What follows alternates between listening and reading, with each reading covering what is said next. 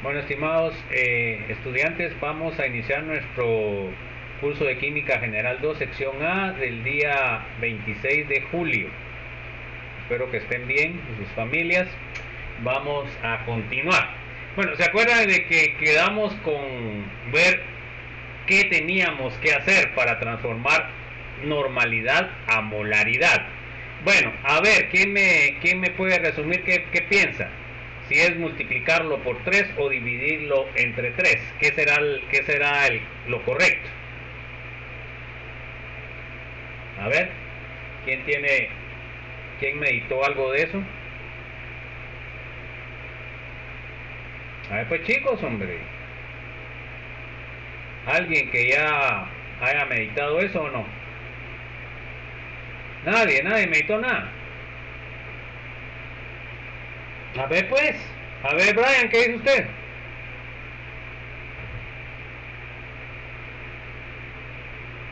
¿Me escucha Brian o no me escucha? Don Nelly, ¿qué dice usted? Estuardo, ¿sí? Dile, dígale. Que se divide. Que se divide, ¿están de acuerdo con Don Nelly o no?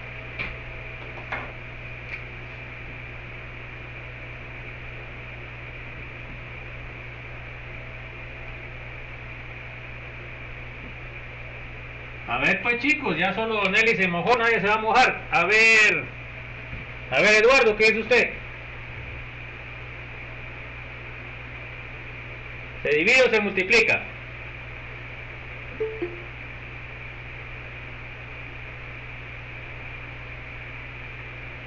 A ver, nadie, ¿están mudos o qué? Manuel, a ver qué dice usted. Jeffrey, Luis Domingo, Mario Alberto, Marlon, ¿qué? Nadie puede contestar nada. ¿Y este Rolvindito, ese quién es? Rolvindito, ¿quién es? A ver, ¿quién es usted? Bueno, entonces ponga su nombre, métase bien, pues, porque con ese nombre no lo puedo dejar que se meta. Usted no tiene correo electrónico, ¿va?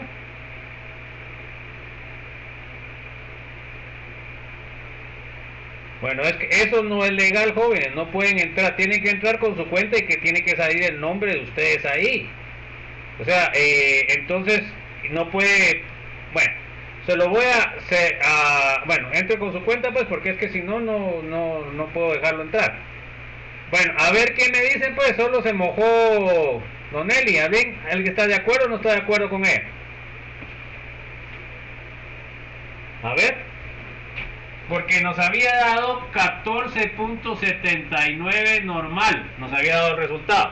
Bueno, aquí está claro, jóvenes, para transformar peso equivalente vamos a dividir entre 3, ¿sí o no? Pero para pasar a masa molecular, ¿qué debemos de hacer? Multiplicar, jóvenes. Para pasar peso equivalente es dividido el número de equivalentes. Como el ácido fosfórico da 3 protones, entonces es dividido 3. Ahora, la masa molecular, aquí sería del ácido fosfórico, ¿verdad? Y el peso equivalente del ácido fosfórico. Entonces, acá la masa molecular del ácido fosfórico, o sea, los moles, sería igual al peso equivalente multiplicado por 3. ¿Ok? Y entonces, nosotros debemos de multiplicar, esto equivaldría a ¿qué? A 14.79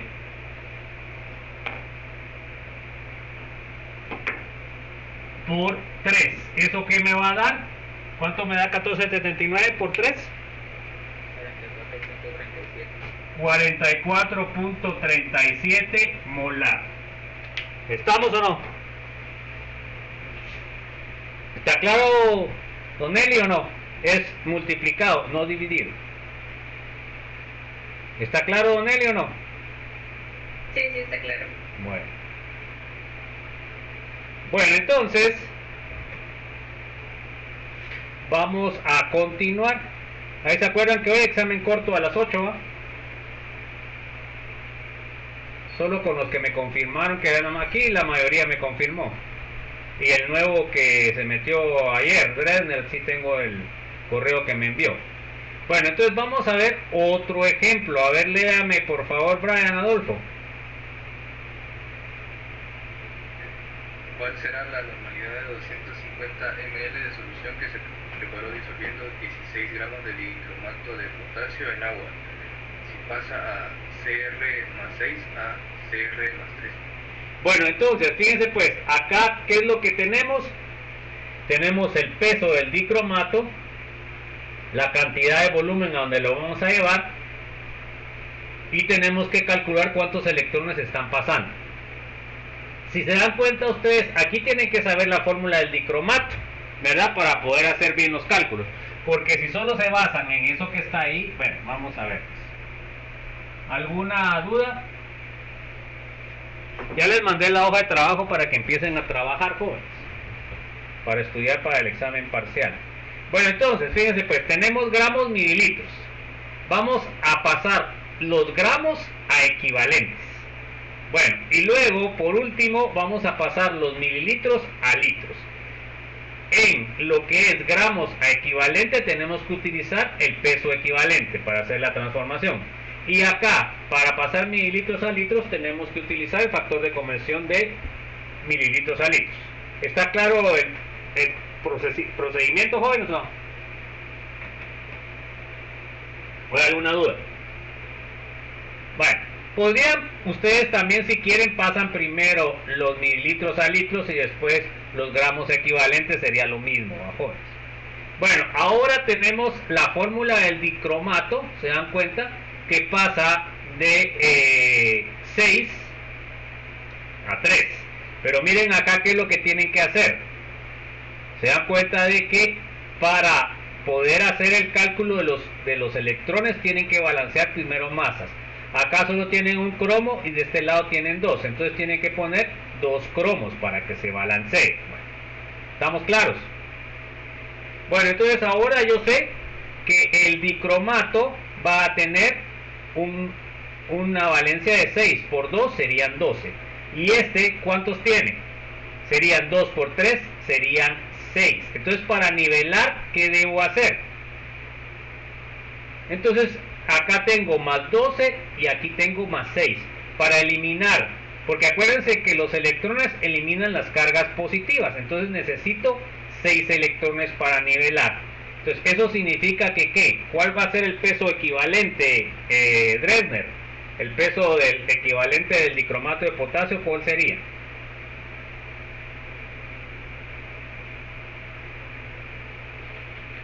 ¿6? No. A ver, Eduardo Tess, ¿cuál sería el peso equivalente del dicromato de potasio?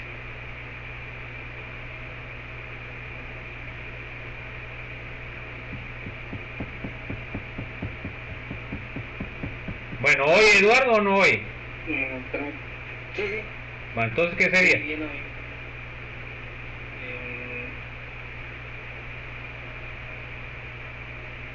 Bueno, si no sabe, díganos, pues. sí. Bueno, a ver, Emanuel. Sí. Emanuel.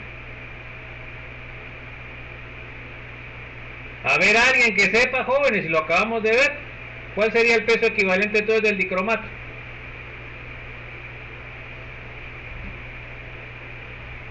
A ver, pues alguien, jóvenes, imagínense en el examen qué van a hacer.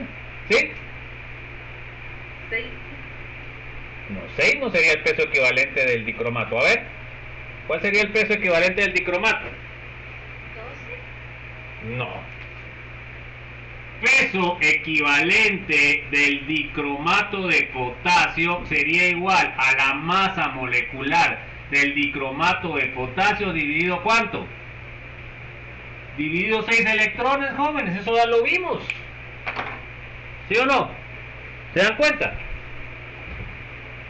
Ahorita que lo estamos viendo se les olvida, el peso equivalente va a ser gramos de dicromato de potasio partido mol, que es la masa molecular, partido 6. Bueno, entonces, el peso molecular o la masa molecular del dicromato es 294.2 partido 6. Entonces, quiere decir de que el peso equivalente sería 449.03. Hagan el cálculo a ver si les sale.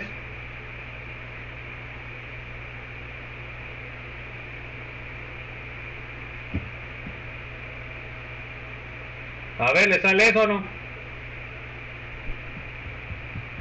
Sí. Bueno, entonces, ¿qué quiere decir, jóvenes?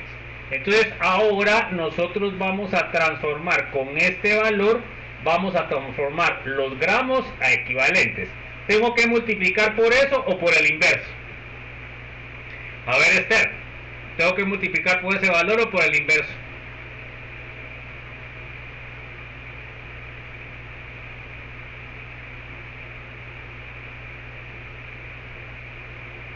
A ver, pues chicos, ¿se dan cuenta que por eso no pueden hacer ningún problema? A ver, Jairo, ¿qué dice usted?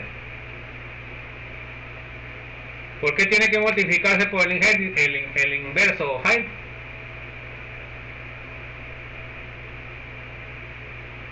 ¿Qué no le sirve? A ver, Jeffrey, ¿por qué tiene razón Jairo? Tiene que multiplicarlo por el inverso, ¿por qué? Para eliminar los gramos, jóvenes, porque en este caso, miren, queda gramos de dicromato partido equivalentes. Yo quiero dejar equivalentes arriba, tengo que poner 1. Entonces acá elimino lo que es. Elimino lo que son gramos y lo paso a equivalente, que es lo que quiero hacer como primer paso, jóvenes. Entonces ahora, ¿cómo me quedó? Equivalente en mililitro. Hagan el cálculo para ver si les queda .0071305, jóvenes, o no.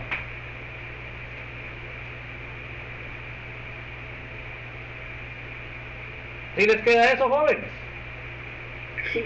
Bueno, entonces ahora miren las dimensionales que tienen. Equivalente por mililitro. ¿Pero eso es normalidad o no?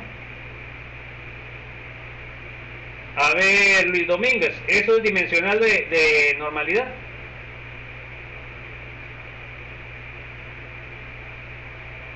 Bueno, ustedes sí que a ver cómo les va en el examen. A ver, ¿esos son dimensionales de normalidad o no? Luis Domínguez. No sé por qué debería ser litro. Ah, bueno, entonces no es esa. Entonces ahora debemos de transformar en el segundo paso los mililitros a litros. ¿Qué debemos de hacer? Multiplicar por el factor de conversión. Tengo .001305 equivalentes por mililitro y lo multiplico por 1000 mililitros partido un litro. Elimino los mililitros y ahora sí va a ser la dimensionales de normalidad. Entonces ahora me queda 1.305 equivalentes por litro. Bueno, entonces se dan cuenta que tengo que entender el proceso para poder resolver. Estos problemas son fáciles. Pero si yo no entiendo que cuando tengo normalidad tengo que transformar mi masa molecular a peso equivalente, y eso va a depender de qué. Si es ácido, la cantidad de ácido. Si es base, la cantidad de base. Si es una redox, es la cantidad de electrones que están intercambiando. Entonces, eso es lo que tengo que hacer, jóvenes. Bueno, ahí miremos el ejercicio para el resumen. Y tenemos, acá tenemos la ecuación sin balancear, para que se recuerden del balanceo de ecuaciones redox. Eso no se los voy a pedir yo en el examen, pero para que repasen, jóvenes, que hay varias metodologías para hacer eso, en medio ácido, en medio básico.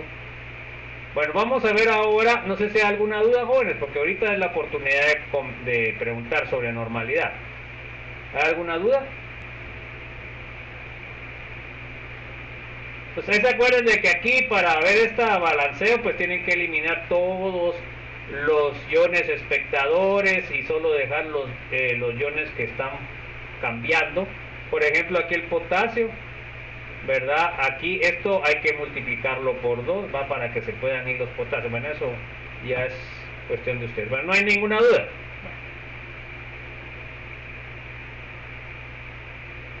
Entonces, eso únicamente lo van a ustedes a dominar cuando hagan ejercicios. Por eso es que ya les puse la hoja de trabajo.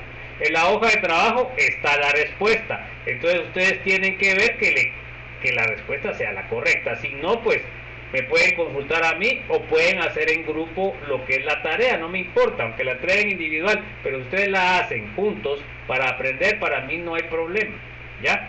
Pero no solamente es de copiar lo que hace su compañero, sino que entender el proceso. Bueno, vamos con la siguiente forma de expresar la concentración en unidades químicas. A ver, léame Mario Alberto, por favor. Molaridad. La molaridad es el número de moles de soluto disueltos en miligramos de un disolvente. Es decir, entonces se dan cuenta que tenemos, ahí se acuerdan de firmar, jóvenes, no sé si ya firmaron todos, sabemos 18, en realidad vemos 16, ¿verdad? Porque hay dos que estoy poniendo yo. Bueno, entonces molalidad sería igual a moles de soluto, se dan cuenta que tenemos que utilizar la masa molecular, dividido masa de disolvente en kilogramos. Esta medida se utiliza en algunos parámetros o en algunas propiedades que vamos a utilizar posteriormente, por eso es de que se le está dando. Además, a nivel industrial también todavía se utiliza. Bueno, a ver, léame por favor, Marlon. Por ejemplo, para preparar una disolución acuosa de sulfato de sodio Na2SO4, un molar o un M, es necesario disolver un mol, 142.0 gramos, de la sustancia en miligramos, un kilogramo, de agua, dependiendo de la naturaleza de la interacción soluto-disolvente.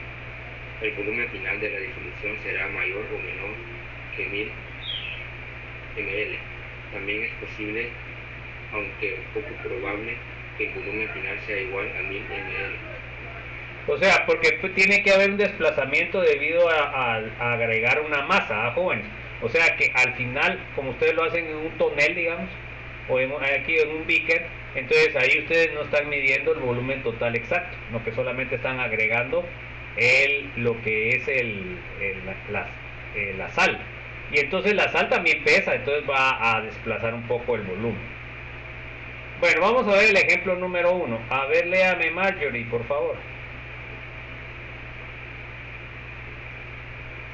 Calcule la molalidad de una disolución de ácido sulfúrico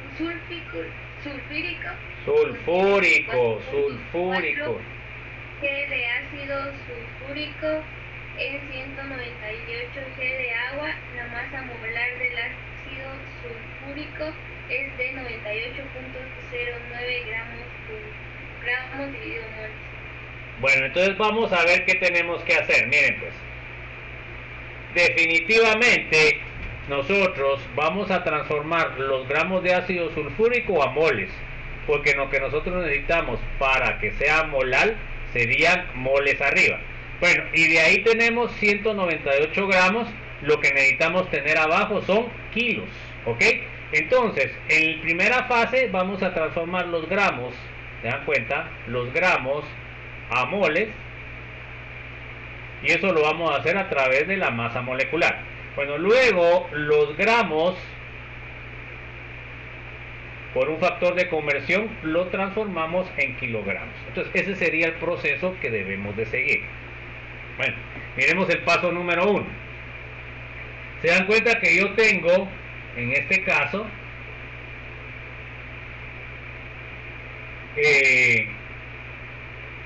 24 gramos, 24.4 gramos de ácido sulfúrico en cuántos gramos de agua. 24.4 dividido 198, ¿cuánto sale, joven? 24.4 dividido 198, ¿cuánto sale?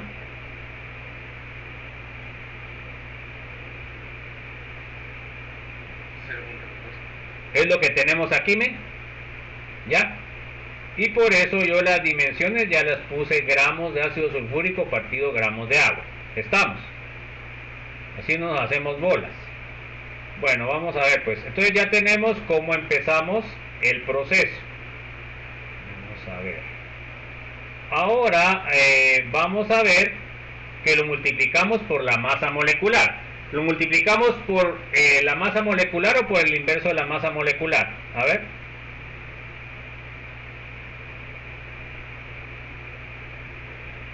¿Por la masa molecular o por el inverso, jóvenes? A ver pues. Por el inverso. Por el inverso, porque nos tiene que quedar moles arriba y gramos abajo.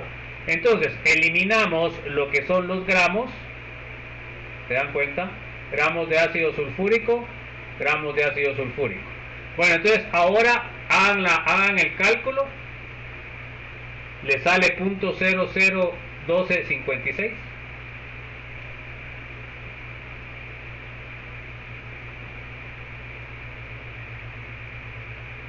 Ok, entonces acá tenemos las dimensionales, moles, ácido sulfúrico, gramos de agua. ¿Qué nos hace falta ahorita en el paso número 2? ¿Qué vamos a transformar? A ver, Maylan, ¿qué es lo que vamos a transformar en el paso número 2? De los gramos a kilogramos. Ok, eso es lo que vamos a hacer en esta otra paso. Bueno, entonces ahora ya tenemos nosotros nuestro dato. Se dan cuenta, 0.01256 moles de ácido sulfúrico partido gramo de agua. Entonces ahora multiplicamos por el factor. 1000 gramos de agua es igual a 1 kilogramo. Eliminamos gramos de agua y nos queda abajo 1 kilogramo. Entonces ahora, ¿cuánto nos sale eso? ¿Le sale 1.26? Entonces 1.26 sería entonces aproximado, ¿va? Porque aquí les queda 26 aproximando esto. Molal, ¿se dan cuenta? Y que es con M minúscula, ¿ok? Ojo con eso, porque si me ponen M mayúscula significa molar. ¿Alguna duda, chicos? ¿Alguna duda con el proceso?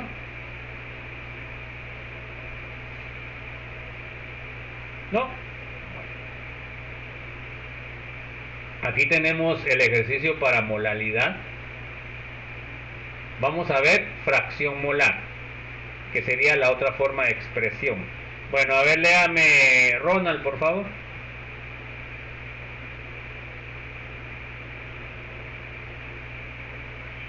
La fracción molar de un componente de una disolución, el componente A, se representa como XA y se define como...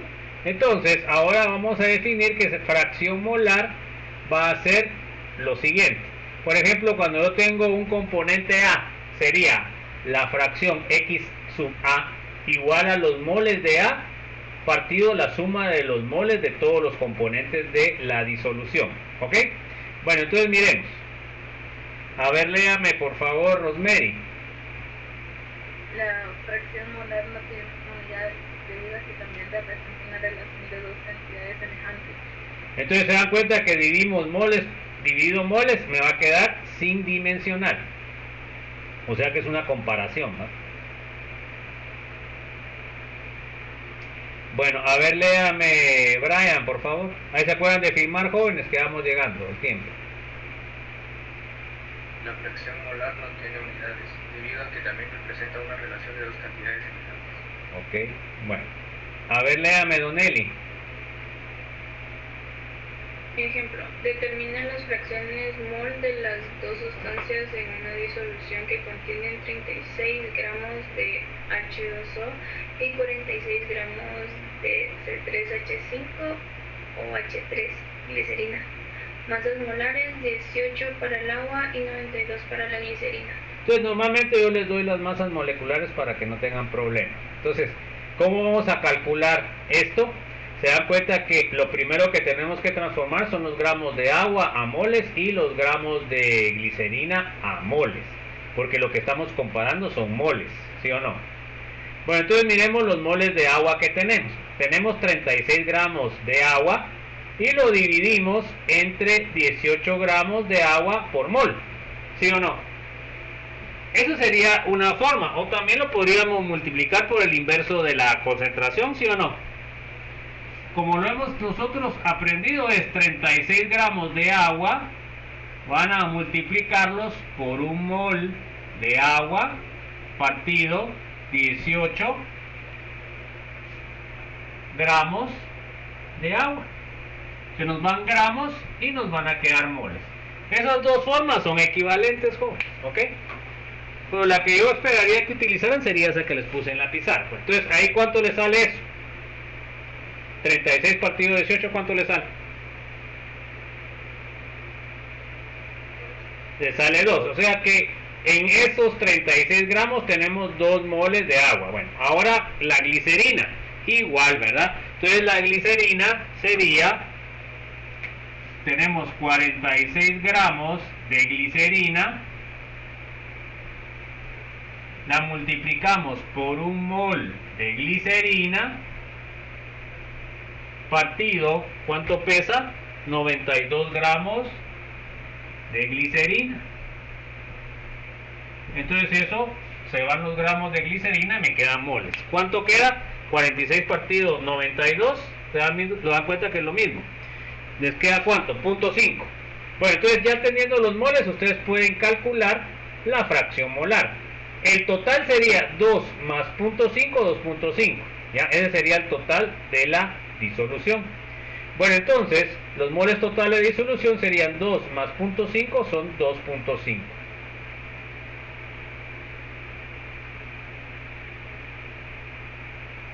Bueno, entonces, miren pues, para calcular la fracción molar del agua serían los moles de agua partido los moles totales. En el caso de esto son 2 partido 2.5, me sale 0.8. ¿Ya? La glicerina entonces sería 0.5 partido 2.5, sería 0.2. ¿Sale eso? ¿Sí o no? A ver pues. Bueno, entonces, fíjense pues, la suma de todos los componentes les tiene que salir 1. ¿Ya? 0.8 más 0.2 es 1. ¿Ya? Podría decir yo también 80% va a ser agua, 20% va a ser glicerina. También lo podría expresar así. Pero como estoy hablando fracción, entonces tengo que dividirlo entre 100 y todo eso digo 0.8 y 0.20. No sé si hay alguna duda, alguna inquietud, chicos.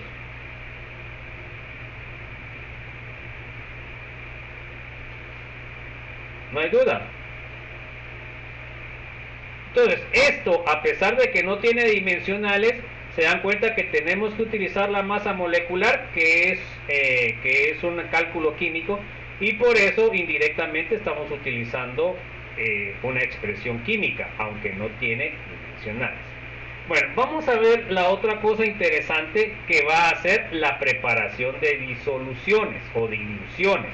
Miren, esta es fácil, ¿va? No hay tanto cuento, pero a veces ustedes se quedan única y exclusivamente con la fórmula que vamos a ver y la quieren utilizar en todo, así como vienen ustedes y quieren utilizar la regla de 3 en todo lo que ustedes usan. Entonces deben saber cuál es el principio de la regla de 3, ¿verdad? Entonces por eso es de que nosotros acá en el curso de química 1 y 2 lo que tratamos de hacer es trabajar con factores de conversión, ¿verdad? Y así nosotros entender qué estamos haciendo. A ver, léame, Don Eli, por favor. Una muestra de una solución de concentración conocida se puede diluir con agua para preparar una solución de cualquier concentración que se desee que sea menor que la concentración de la solución original. Bueno, entonces acá, miren, hay que subrayar que sea menor, ¿verdad? Porque ustedes están diluyendo.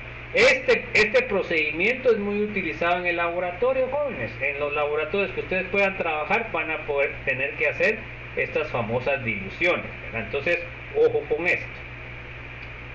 Bueno, a ver, léame. Bueno, ahí se acuerdan de que ahorita voy a cerrar ya la lista, jóvenes, porque ya no sé si alguien no ha firmado. Ya firmaron todos los que están ahí, ¿no?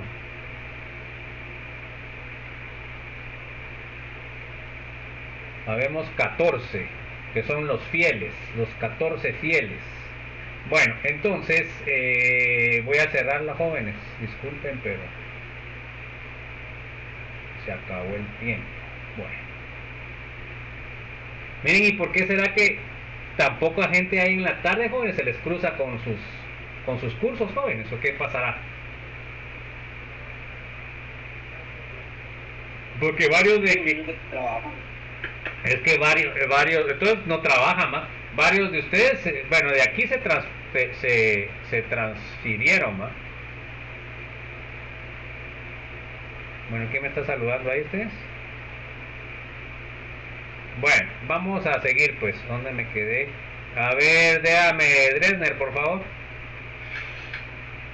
En los cálculos de diluciones se pueden emplear cualesquiera unidades de volumen en B1 y B2 y cualesquiera unidades de concentración en C1 y C2, pero no se debe cambiar de unidades durante los cálculos.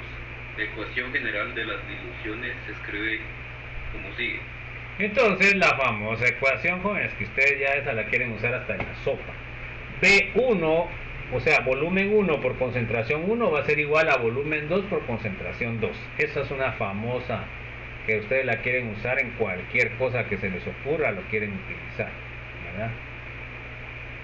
Bueno, entonces, esa sería la famosa fórmula. Bueno, a ver, léame por favor, Eduardo Tess. Es decir, el producto del volumen por la concentración antes de la dilución es igual al producto del volumen por la concentración después de la dilución. Ok, como ustedes en realidad no están metiendo nada, o sea, solo están metiendo solvente. Entonces quiere decir de que en realidad la cantidad de moles del soluto va a ser igual. Lo único que va a variar es el volumen final, ¿verdad? O sea que no están agregando nada. Por eso es que dice que no deben de cambiar la concentración. No pueden cambiar la concentración pues para este cálculo. Bueno, vamos a ver, miren pues. Miremos el ejemplo. A ver, léame Emmanuel, por favor.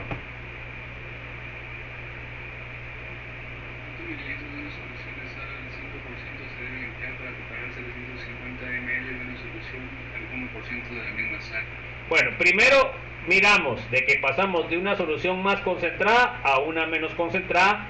La fórmula funciona, ¿ok? Porque si yo pongo 5% y la solución final es 10%, eso no funciona, porque ahí tengo que agregar soluto y eso tendría que hacer otros cálculos. Entonces ahora revisemos lo que son los datos. Tengo C1 que es 5%, ¿ya? B1 que es lo que quiero averiguar. Tengo C2 que es 1% y tengo el volumen total que es 750. Bueno, entonces ahora lo único que no sé es B1. Bueno, entonces ahora utilizo la fórmula y la despejo. Entonces ahora tengo mi fórmula, lo que quiero es volumen 1, entonces me va a quedar C2 por volumen 2 partido C1. Entonces ahora ya tengo el despeje, sustituyo los valores, 1% partido 750 mililitros partido 5, me quedan 150 mililitros. ¿Estamos? O sea que yo, si quiero hacerlo en un balón aforado, debo agregar 150 mililitros en el balón al 5% y lo debo diluir a 750 mililitros y entonces la solución me queda al 1%. ¿Está claro, jóvenes, o no? ¿Alguna duda?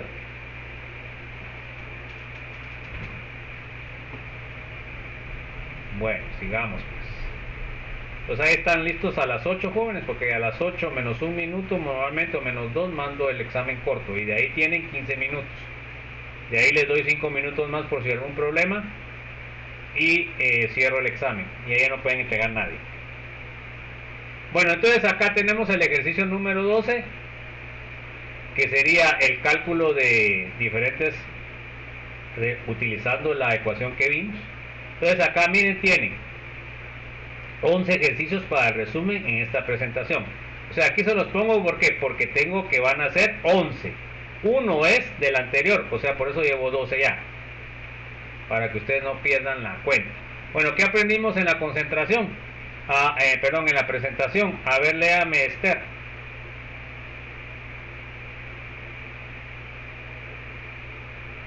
A ver, Jairo. Jeffrey. Así tiene al fin, Jairo. LP. Jairo, no se le escucha. A ver, Jeffrey. Lee. Unidad de concentración. Ok, eso fue lo que vimos. A ver, léame Luis Domínguez, por favor.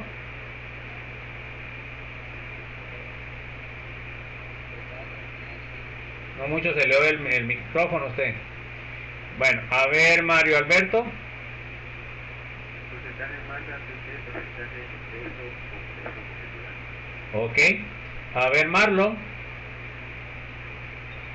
Porcentaje en masa volumen, P partido V, porcentaje en peso volumen. Ok. A ver, Marjorie. Porcentaje en volumen B dividido B, porcentaje en volumen, volumen. Bueno, a ver, Mylan. Concentraciones de soluciones muy fluidas. ppm y ppb. Ok. Vimos también, a ver, léame, Ronald. Concentraciones expresadas en unidades químicas. Ok. Léame, Rosemary. Molaridad, moles, litros. Ok. A ver, Brian. Normalidad equivalente según reacción partido litro. Bueno, a ver, Donnelly. Molaridad, moles, partido, kilogramos de disolvente. Ok. A ver, Dresner. Fracción molar sin dimensional. A ver, Eduardo. Preparación de diluciones. Ok, eso fue lo que vimos. No sé si hay alguna duda, alguna inquietud, jóvenes.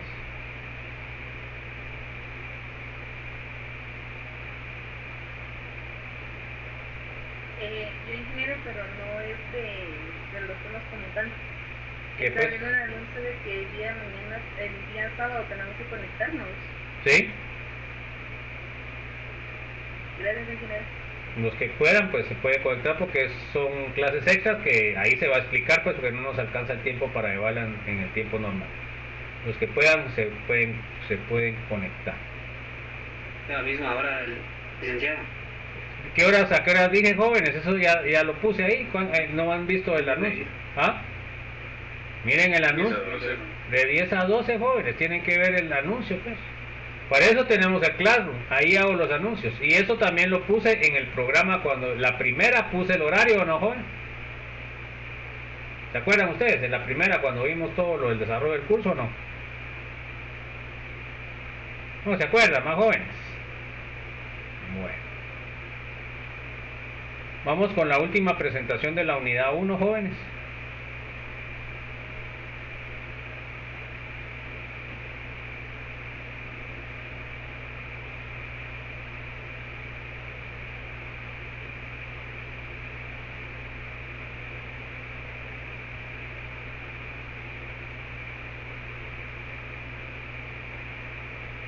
Miren la presentación, chicos. Sí se ve. Bueno, sigamos pues. Bueno, entonces vamos a ver la última parte de la unidad 1.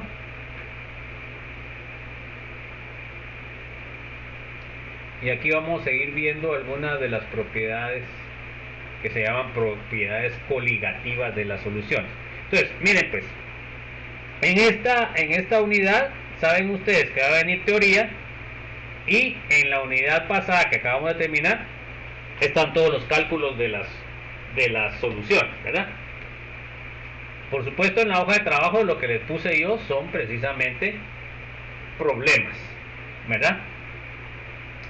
Bueno, a ver, léame por favor, Eduardo Tess, por favor. Las soluciones tienen puntos de ebullición más altos y puntos de fusión más bajos que el disolvente puro correspondiente. El anticongelante del sistema de enfriamiento de un automóvil se emplea precisamente debido a estos efectos. Como refrigerante del motor, el agua se le evaporaría por ebullición con el bajo calor del verano y se congelaría en las bajas temperaturas de los inviernos septentrionales. Entonces, fíjense pues, en los países donde hay inviernos que neva y los veranos son bastante fuertes, el agua que tiene de refrigerante el motor debe agregársele un refrigerante que evite que se le evapore el agua o que se le congele, porque si el agua se congela o ya se quedan ustedes sin agua en el motor, pues el motor se quema, dicen, ¿eh? En realidad lo que va a pasar es de que se va a romper porque como son piezas metálicas y no tienen, digamos, el calor que está generando el motor, el agua sirve para poder enfriar. Y si ustedes ya no tienen enfriamiento, pues entonces todo el sistema se calienta y se quiebra el material del motor. Eso es lo que pasa. ¿Estamos o no? A ver, léame, Emanuel, por favor. La adición de congelante al agua eleva el punto de ebullición del refrigerante y también impide que este se congele cuando la temperatura desciende por debajo de 0 grados centígrados. Ok, entonces aquí en realidad nosotros no deberíamos usar anticongelante, ¿verdad? Aquí como a veces vienen los carros rodados nos meten que usemos eso, pero aquí en las condiciones de Guatemala no lo necesitamos, ¿verdad? Porque no tenemos condiciones de alta temperatura ni de baja temperatura. Bueno, entonces fíjense, pues ahí podemos ver nosotros que en estos países donde neva, en las carreteras tienen que estar echando sal. ¿Para qué? Para que el agua no se congele a 0 grados. Porque si ustedes manejan o caminan en un lugar donde haya hielo, pues se resbalan, pues entonces ahí no funcionan los frenos. Bueno, y eso causa pues accidentes. A ver, léame Esther, por favor, no sé si tiene micrófono o no. Bueno, a ver, Jeffrey. En las calles y aceros de las ciudades se esparce sal por la misma razón, para reducir el punto de congelación del agua. Al agregar sal, el agua permanece líquida a temperaturas por debajo del punto de congelación normal del agua. Entonces nosotros que vivimos aquí en un país tropical, nunca, bueno, son los que han viajado, ¿verdad? Hemos tenido la experiencia de caminar en hielo. Es una cosa bien peligrosa, joven, se resbala uno muchísimo. Bueno, entonces aquí nosotros estamos, las propiedades coligativas, entonces serían esas propiedades del agua, las propiedades características, pero nosotros al agregar algunos compuestos estamos cambiando esas propiedades, ya sea que disminuyamos el punto de fusión y aumentemos el punto de ebullición. Eso sería en general cuando hablamos de unidades coligativas. Bueno, a ver, léame Luis Domínguez, por favor. La medida en que los solutos influyen en los puntos de congelación y de ebullición guarda relación con el número de partículas de soluto en solución. Cuando mayor es la concentración de partículas de soluto, tanto mayor es el efecto. Las propiedades coligativas de las soluciones son aquellas como la elevación del punto de ebullición y la depresión del punto de congelación, que dependen directamente del número de partículas de soluto presentes en la solución. Bueno, entonces fíjense pues, en términos generales, lo que nosotros hacemos para cambiar esas propiedades de los líquidos es que modificamos las fuerzas intermoleculares. Eso es lo que hacemos, jóvenes, ¿verdad? Y esos son los refrigerantes que utilizamos o que agregamos al agua. Bueno, a ver, léame por favor Mario Alberto. Las propiedades coligativas son la disminución de la presión de vapor, la elevación del punto de ebullición, la disminución del punto de congelación y la presión osmótica. Para el estudio de las propiedades coligativas de disolución de no electrolitos, es importante recordar que se está hablando de disoluciones relativamente diluidas, es decir, disoluciones cuya concentración son 0.2 menor o igual a 0.2. O sea que quiere decir de que lo que agregamos nosotros como anticongelante es bastante baja la concentración, pero a pesar de eso me afecta las propiedades físicas, ¿ok? Bueno, a ver, léame por favor Marlon. Disminución de la presión de vapor. Si un soluto es no volátil, es decir, no tiene una presión de vapor que se pueda medir, la presión de vapor de sus disoluciones siempre es menor que la del disolvente puro. Así, la relación entre la presión de vapor de la disolución y la presión de vapor del disolvente puro depende de la concentración del soluto en la disolución.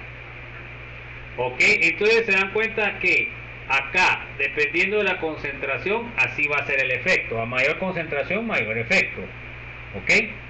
Bueno, a ver, lea Marjorie, por favor. Esta relación se expresa por la ley de Raoult. Franco Marie Raoult, 1830 a 1901, químico francés, que establece que la presión para un disolvente de una disolución 1 está dada por la presión de vapor del disolvente puro P1 multiplicado la fracción molar del disolvente en la disolución X1. Bueno, entonces, Raoult fue el que hizo la ecuación para poder medir esto. Entonces la presión 1 va a ser igual a X1, se dan cuenta, multiplicado por la presión estándar 1. Cuando ustedes encuentran siempre un 0 en cualquiera de estas variables, quiere decir de que es estándar. Ya, o sea que es un valor que ustedes encuentran en las tablas. Bueno, a ver, léame Mylan, por favor. En una disolución que contenga solo un soluto, X1 igual a 1 menos X2, donde X2 es la fracción molar de soluto. Por lo tanto, la ecuación anterior se puede reescribir como... Entonces, ahora yo, como tengo X1, lo sustituyo por esta resta, 1 menos X2. Entonces, ahora la P1 la puedo expresar como P estándar 1 menos X sub 2 presión estándar 1. Luego de eso, ¿qué puedo hacer acá? Hago un reordenamiento en el cual la P estándar 1 menos la P1 va a ser igual al delta P o al diferencial de P, y eso va a ser igual a X2 por P estándar 1. ¿Se dan cuenta que lo único que hice es que pasé esta P1 del otro lado, positivo pasa negativo? Y a esto se le denominaría delta P. Bueno, a ver, léame Ronald, por favor. Observamos que la disminución de la presión de vapor delta P es directamente proporcional a la concentración del soluto, medida en fracción molar. Ok, entonces se dan cuenta que ahí podemos ver que el X va a significar fracción molar. Y por eso nosotros les repasamos lo que era fracción molar. Bueno, entonces miren, pues acá tenemos la presión de vapor de agua a diferentes temperaturas. Esta sería la presión estándar. Por ejemplo, a 30 grados es 31.82, a 25 grados es 23.76. Entonces esa tabla pues se las pongo si yo quiero hacer, si ustedes tienen que hacer, o les doy el dato. Bueno, a ver, léame Rosemary, por favor. Calcule la presión de vapor de una disolución preparada al disolver 218 gramos de glucosa en 460 miligramos de agua a 30 centígrados. ¿Cuál es la disminución en presión de vapor? La presión de vapor del agua pura a 30 grados centígrados está dada en la tabla de al lado. Supone que la densidad de la disolución es de 1.0 gramos. O sea que ahí tenemos todos los datos. Entonces, ¿qué vamos a hacer? Entonces, se dan cuenta que tengo P1, que es lo que quiero calcular. Se necesita encontrar lo que es la fracción molar, y el P1 estándar, que sería el 31.82 que tenemos. Entonces, ahora lo que necesitamos calcular es la fracción molar. Miremos pues. A ver, léame por favor, Brian. Primero calculamos el número de moles de glucosa y de agua en la disolución. Ok, entonces vamos a ver los moles de glucosa y los moles de agua. Entonces los moles de agua serían 460 mililitros que tengo. Sabemos que la densidad del agua es 1 gramo por mililitro, y de ahí lo multiplicamos por el inverso de la masa molecular. Entonces se dan cuenta que se van mililitros, se van gramos y nos quedan moles. Entonces me queda 25.5 moles. Hagan el cálculo, jóvenes, a ver si les queda.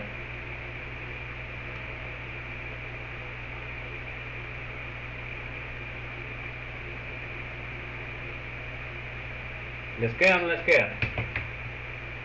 Normalmente, jóvenes, trabajen ustedes con un decimal más de lo que está aquí. Entonces aquí, por ejemplo, podríamos trabajar con 2 decimales para no perder aproximaciones. Ahora el de la glucosa, ¿qué sería? 218, que pesé, y 180.2, que es la densidad. Entonces obtengo 180.2 es en la masa molecular. Obtengo lo que son los moles, que sería 1.21 mol. Se dan cuenta que aquí utilizo la densidad porque es un líquido. Aquí no utilizo densidad porque es un peso. ¿Está claro eso, jóvenes? Entonces, por eso es que no uso densidad aquí, pues porque la glucosa es sólida. Entonces, 121 mol. Entonces ya tengo los 2 moles, ahora puedo calcular la fracción molar del agua. Entonces está dada por qué.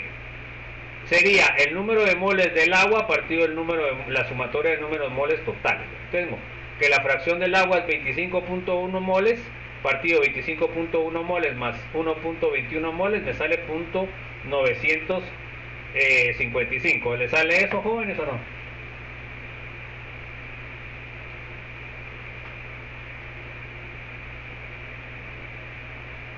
Sí. Ok, entonces esa sería la fracción molar del agua. Ok. A ver, léame, Don Eli, por favor. Como se observa en la tabla anterior, sabemos que la presión de vapor de agua a 30 grados centígrados es de 31.82 mmHg. Por tanto, la presión de vapor de la disolución de glucosa es... es milímetros. Ok. Bueno, entonces ahora tenemos lo que es la fracción molar, .955 por la presión estándar a 30 grados del agua, 31.82. Entonces la presión me sale 30.4 milímetros de mercurio. Se dan cuenta que la presión de vapor bajó. Estaba a 31 y ahora está a 30.4. Bueno, entonces, a ver, léame Dresner, por favor. Por último, la disminución de la presión de vapor es de 31.82 menos 30.4 milímetros de mercurio o 1.42 milímetros de mercurio.